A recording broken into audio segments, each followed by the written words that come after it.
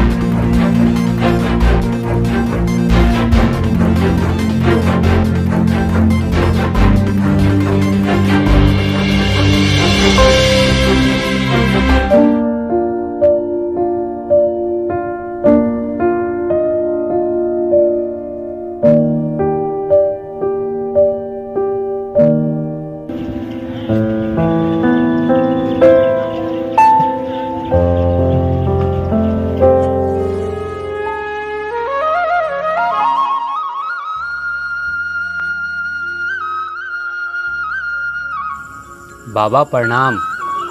खुश रहिए, बैठिए। का हालचाल है बाबा, सब ठीक है नू? का ठीक रहे बबुआ। अरे तो दाई के तबीयत बहुत खराब है, पैसा कौड़ी के अभाव में इलाज न हुई बा। काहे बाबा, वृद्धा पेंशन तो मिलता होगा, न होता है तो उसी से इलाज करवाइए। का वृद्धा पेंशन मिली? नेता सबके चक्कर में पड़ के दौड़ते दौड़ते हम चप्पल खिया। जितना वृद्धा पेंशन न मिलल है उससे ज़्यादा घूस देते। हमने लेखा बिहार में बहुत लोग पड़ल बा। रे जब नेता लोग से उबरी तब न कुछ मिली। हमने के हक अधिकार लागी के आवाज़ उठाए, केकरा इतना समय। खैर ये सब बात हटाओ, अब तोहर पढ़ाई लिखाई कैसे चलत बा? पढ़ाई लिखाई तो पूरा हो गया, अब सोच रहे हैं कि गाँव में कोनो कारोबार करें। आप लोगों के साथ अपनों के बीच रहें। अब बाहर जाने का तनिको मन नहीं करता है। बाहर में रह के तो बहुत दिन पढ़ाई लिखाई किए, अब गांव परिवार छोड़ के बाहर जाने का मन नहीं करता है। ठीक है बाबा, चलते हैं। आप अपना ख्याल रखिए। ठीक है बाबा, प्रणाम। खुश रहो।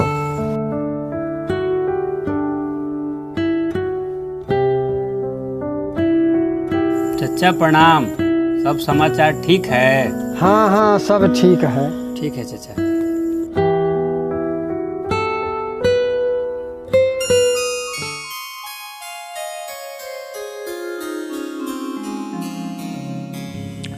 अरे मनीष बाबू, कहाँ घूम रहे हैं सवेरे सवेरे? जब से आप पढ़ाई करके दिल्ली से आए हैं, आपका पर एक जगह जमीन पर रुकिए नहीं रहा है। कभी ये चाचा लंग, कभी वो चाचा लंग। सबसे भेंट मुलाकात हो गया तो चलिए मुँह हाथ धो लीजिए, कुछ खा पी लीजिए। हम जा रहे हैं खाद के लिए। खाद के बिना ना पूरा फसल बर्बाद हो गया है, कुछ समझ में नहीं आ रहा है।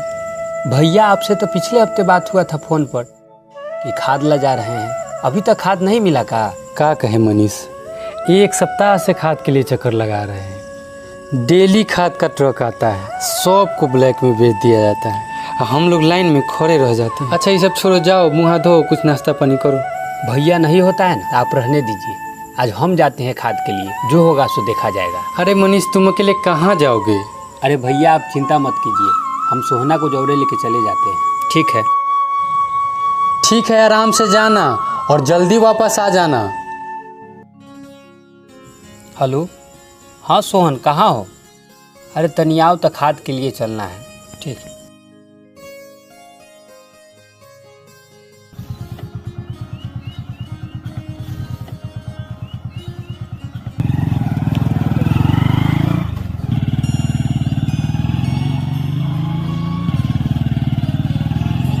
अरे सोहन, रुको रुको रुको। अरे अभी तक स्कूल बंद है, आई 11 बज गया। ये बच्चा सब बहरी खेल रहा है काहे?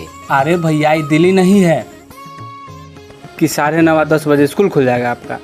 ये बिहार है, यहाँ 11 बजे से पहले ना मास्टर आता है न स्कूल खुलता है, समझे? चलिए जहाँ चल रहे हैं हम लोग। इसमें दोषी खाली सरकारें नहीं है, हम जनता भी दोषी।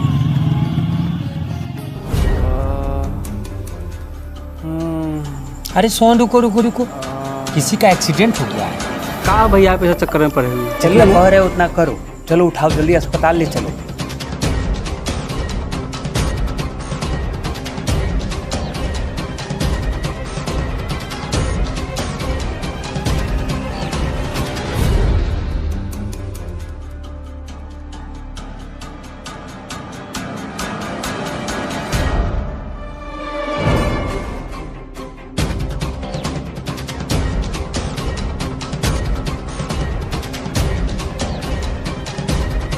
सर डॉक्टर साहब कहाँ है?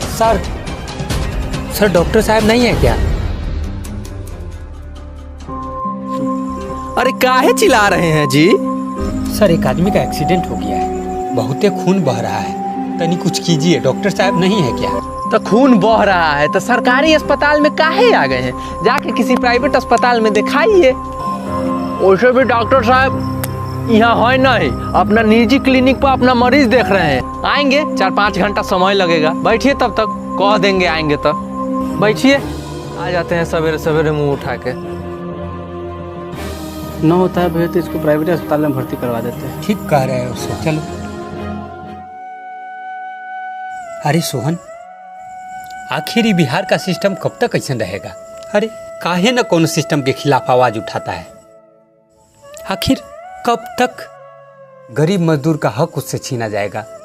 अरे भैया इतना फुर्सत केकरा पास है कि सिस्टम के खिलाफ आवाज उठाएगा? अरे सोहन, हम उठाएंगे आवाज, हम लड़ेंगे ये गरीब मजदूर का लड़ाई। आप पगला गए हैं भैया। अरे अपना काम काज पर ध्यान दीजिए ना भैया, ऐसा चक्कर में मत पड़िए। अरे ना सोहन ना, तुम नहीं समझेगा। अरे हम कोशिश करेंगे कि हर गरीब मजदूर का उसका हक मिले, उनका अधिकार मिले। भैया आखिर इस बात कीजिएगा कैसे? पत्रकार बनकर हर बुराई को दिखाएंगे, हर गलत चीजों का विरोध करेंगे और उसके खिलाफ आवाज उठाएंगे। अरे सबको सम्मान और उनका हक दिलाने का प्रयास करेंगे।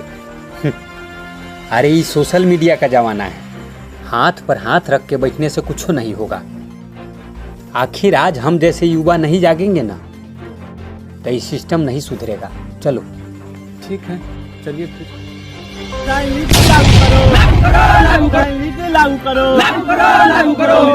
देखिए अभी हम शिक्षक अभ्यर्थी का दर्द दिखाने आए हैं। किस तरह से सभी शिक्षक अभ्यर्थी पटना पहुंचे हुए हैं, धरना पे है और ये डोमिसाइल नीति के बारे में बात कर रहे हैं। इन लोगों का मुद्दा जायज है, बिहारियों को बिहार में ही अधिकार मिले। आइए इन लोगों से कुछ बात करते हैं, किस लिए आप लोग धरना प्रदर्शन कर रहे हैं? देखिए, सबसे पहले हम डीएलएड करेंगे, नहीं तो बीएड करेंगे।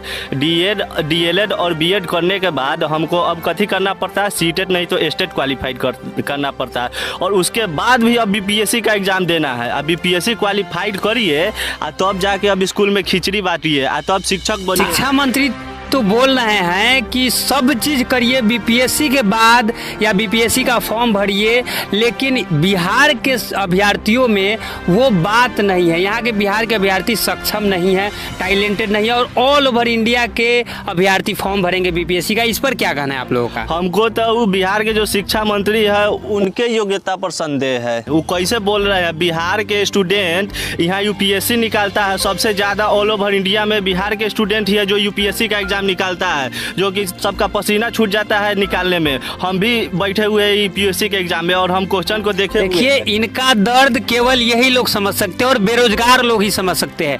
अगर हम बिहार के हैं तो हमको ही अधिकार पहले मिले। बताइए क्या आप लोगों के साथ क्या दिक्कत है, काहे इतना धरना प्रदर्शन आप लोग कर रहे हैं? शिक्षा मंत्री जी ने जो बीपीएससी का एग्जाम क्लियर करने के लिए बोला और उन्होंने बयान दिया कि बिहार के युवा सक्षम नहीं है, तो बाहर के युवा क्या जो वो रोबोट है कि वो सक्षम हो जाएंगे और हम लोग सक्षम नहीं होंगे?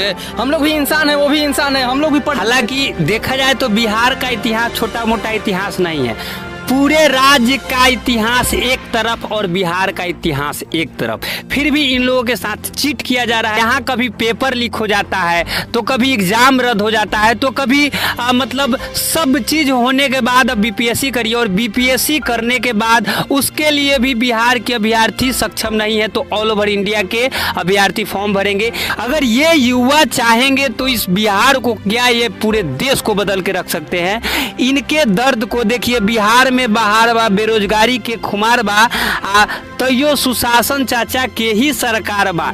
ई लोग आपसे कहीं ना कहीं आहत है। हम बिहार के हैं, वोट बिहार में करेंगे और रोजगार के लिए कहीं दूसरे जगह जाएंगे। इन लोगों का दर्द दिखाया जाए और इन लोगों के बातों पर ध्यान दिया जाए। धन्यवाद। देखिए यह बिहार का रोड है, ये पक्का रोड है। यहाँ देखिए किस तरह से दिखाइएगा, किस तरह से पूरा खड्डा है और गाड़ी आ रही है जा रही है, कितना परेशानी होता है लोगों को। एक मिनट रुकिएगा भैया। देखिए ये भाई जी बाइक से आ रहे हैं और क्या रोड का क्या स्थिति है, 2 लाइन आप बोल सकते हैं? आप आए स्थिति क्या है भाई? रोड का स्थिति खराब है। मतलब काहे ऐसा खराब है? यहाँ तो रोड पीच है, पूरा पक्का सड़क है, एकदम चढ़िए या 2 मिनट में ससुराल निकल जाइए। जी ऐसा तो नहीं है, तो डैमेज है। आप आए हैं तो आपको परेशानी हुआ है? तो भैया है, सरकार आप लोगों के लिए कुछ नहीं कर रहे हैं। सरकार समझे, यहाँ का मुखिया समझे, काफी परेशानी हो रही है इससे लोगों को यात्रा करने में, आने जाने में, तो इस पर थोड़ा सा ध्यान देने की जरूरत है। बिहार में बाहर बा सुशासन के सरकार बा। बिहार का जो विकास हम अभी दिखाने जा रहे हैं, नल जल योजना नीतीश कुमार जी का सबसे सफल करी जो यहाँ पे सक्सेस हुआ है, हम दिखाएंगे। यहाँ पे हम उतर के दिखाया जाए इसको कि विकास का जो है ना, ये विकास का गंगा बह रहा है। इसके लिए किसी को समय नहीं है, नेता को नहीं समय है, न यहाँ के लोगों को। और ये जल बहाव एकदम, कहीं पानी के लिए लोग त्राहिमाम हैं तो कहीं पानी ही पानी है। तो आइए हम कुछ ग्रामीण से बात करते हैं कि क्या यहाँ का नल जल सक्सेस है कि नहीं है। तो बताइए कि क्या नल जल यहाँ पे सक्सेस है, पानी उनी सही से मिलता है? तो नहीं मिलता है तो यहाँ तो पानी है। देखिए तो पूरा गंगा बह रहा है, यहाँ पानी जा रहा बा, लेकिन हम निकालने से मिले। मतलब देख लीजिए, जहाँ मिलना चाहिए लोग को पीना है, हाँ जहाँ न मिले बा देख लीजिए, न मिलेगा तो जियान हो रहा है पानी। ये पानी वेस्ट नहीं कीजिए। अगर जल नहीं रहेगा तो एक समय ऐसा आएगा कि पानी पीने के लिए लोग तरस जाएंगे। देखिए हम तो अपना कर्तव्य निभाए हैं। ये वेस्ट पानी बह रहा था, इसको हम बंद कर दिए हैं। जैसे तैसे पूरा भीज गए हैं, लेकिन इसको हम बंद कर दिए हैं। और आप लोग भी कहीं देखिए गलत हो रहा है तो उसको जाके सुधारने का अगर हो सके तो सुधारिए और पानी को बचाए। जल नहीं रहेगा तो हमारी जीवन खत्म हो सकती है। जल के बिना हम नहीं जी सकते हैं। धन्यवाद। ये मोतीपुर का चीनी मिल है। नीतीश कुमार हमेशा आते हैं, वादे करते हैं हम चीनी मिल चालू करवा देंगे, लेकिन उनके वादे का कुछ नहीं होता। चलिए कुछ लोगों से हम नीचे उतर कर बात करते हैं। देखिए यहाँ पे एक व्यक्ति मिले हैं, इनसे चीनी मिल के बारे में हम कुछ बातचीत करते हैं। चीनी मिल कब से बंद है? चीनी मिल 95 से बंद है। अच्छा। और नीतीश जी कहते हैं कि हम चालू करा देंगे, और आज तक चीनी मिल का कोई सुनवाई नहीं हो रहा है। मतलब भाषण करने आते हैं तो कहते हैं कि जीत जाएंगे तो चालू कर देंगे। हाँ, जीत जाएंगे तो चालू कर देंगे, और जीत जाने के बाद उनका कोई सुनवाई नहीं है। सामने इसी चीनी मिल के ग्राउंड में नीतीश कुमार जी आते हैं, उनका मंच बड़ा सा लगता है, भाषण होता है और चीनी मिल के खुलने के लिए वादा होता है, लेकिन खुलता नहीं है। आइए कुछ व्यक्ति से बात करते हैं, चीनी मिल का क्या स्थिति है। तोरा ऐसा रिपोर्टर कितना अलग गेलई आ सब एनएसए में धरा गेलई। देखिए ऐसे लोगों के कारण बिहार में विकास नहीं हो रहा है। हम लोग चाहते हैं कि हकीकत दिखाएं, इन लोगों के ज़रूरतों का चीज़ दिखाएं, लेकिन नहीं दिखा पाते हैं। और ये लोग अगर सपोर्ट नहीं करेंगे, हम लोग अपना सब चीज़ त्याग कर इन लोगों के लिए दिन रात एक करते हैं, मेहनत करते हैं, लेकिन ये लोग उस चीज़ को गलत वे में लेते हैं। तो आपके हक के लिए हम लोग लड़ते हैं, हक की सच्चाई को दिखाते हैं। फिर आप लोगों का ये मेंटलिटी क्यों है इस तरह? देखब जदि सोच जइब एने से में फंस, देखब जदि सोच जइब एने से में फंस, हर एने से में फंस जइब एने से में फंस, हर एने से में फंस जइब एने से में फंस। देखब जदि सोच, ए पत्रकार महोदय, देखब जदि सोच जइब एने से में फंस, देखब जदि सोच जइब एने से में फंस।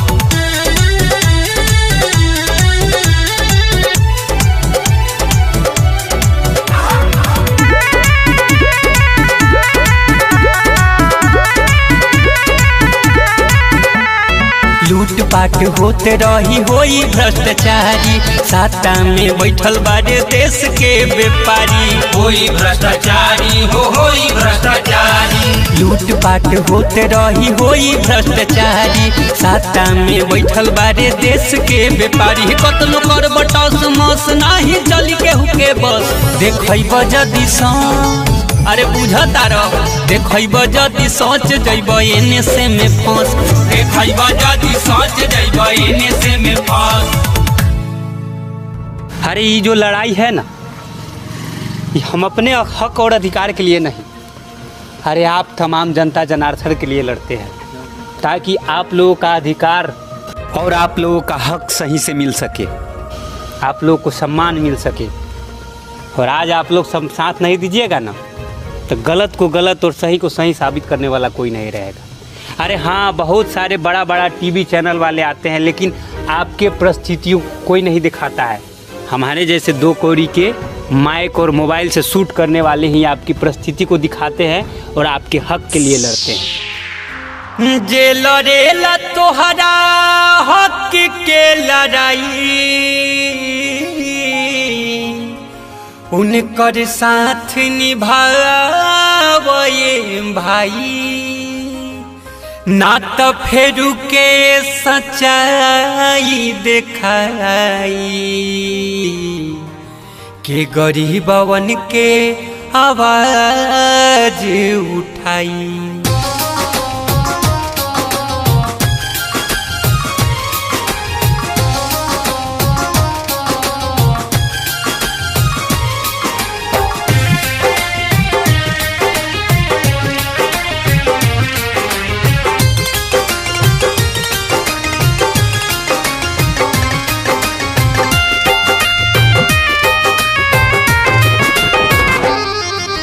जुर्म के जड़ से मिटाइब, भ्रष्टाचारियन के भगाइब, सोच देखावे खातिर हम हद से गुजर जाइब।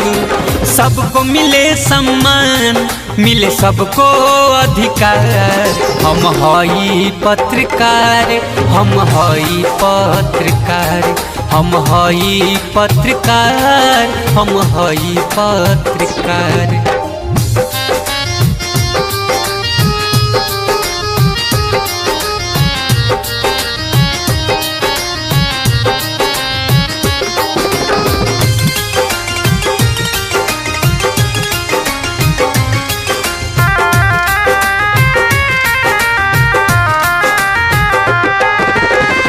होला अत्याचार जुर्म हमें पहुँच जाला, खबर सच दिखावे के हुओ से ना डराला।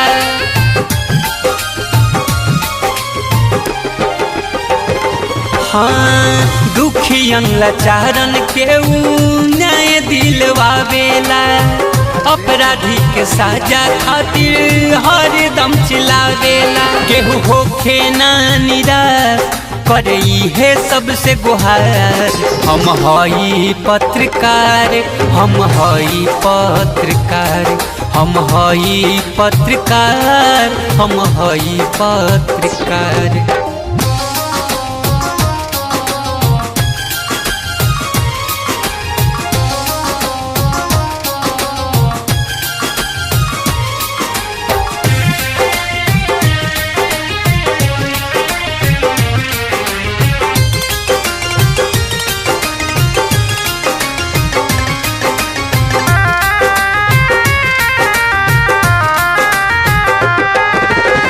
सुख दुख छोड़ी भाई देखावे उ सच्चाई, हंस जग सगरो भले रोवे उनकर माई।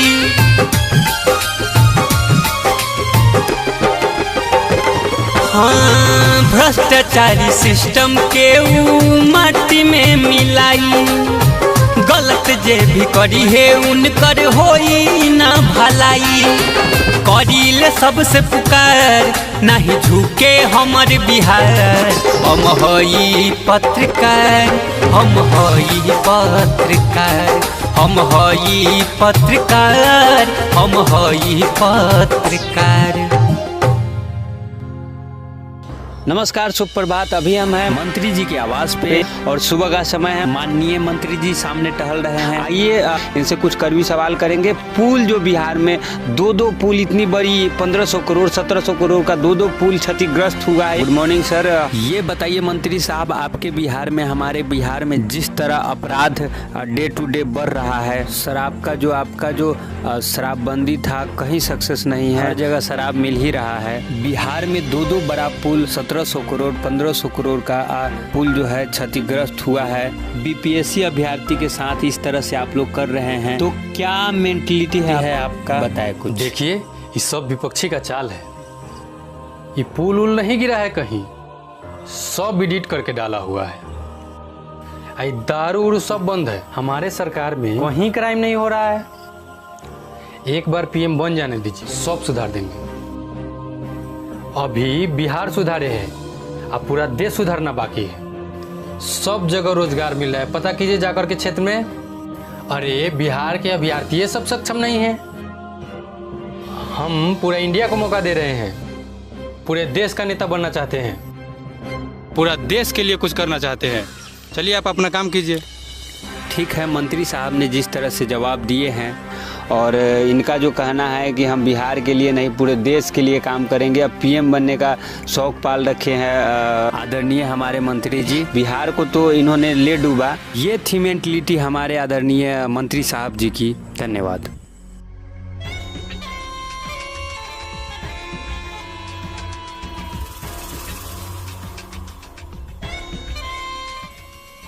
हेलो डीजीपी साहब, हाई देखिए तो कोई रिपोर्टर है, बहुत तड़बड़ा रहा है जी। देखिए उसको थोड़ा। ठीक।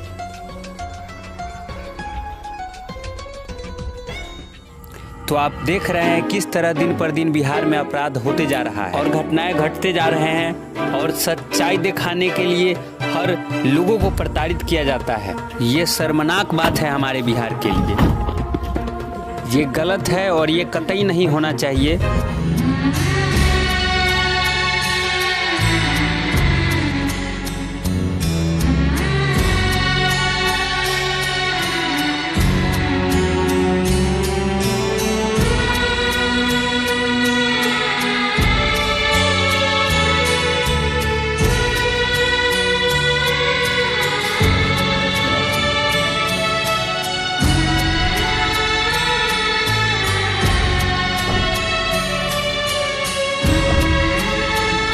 सुख दुख छोड़ के भाई दिखावेले सच्चाई, जग के हंसे सगरो माई आज रोवे उनके माई। जनी रोई हो भाई तू, जनी रोई है माई, जनी रोई हो बाबूजी तू, जनी रोई है माई। बेटा तो हर लौट के आई, ए माई मनीष कश्यप लौट के आई।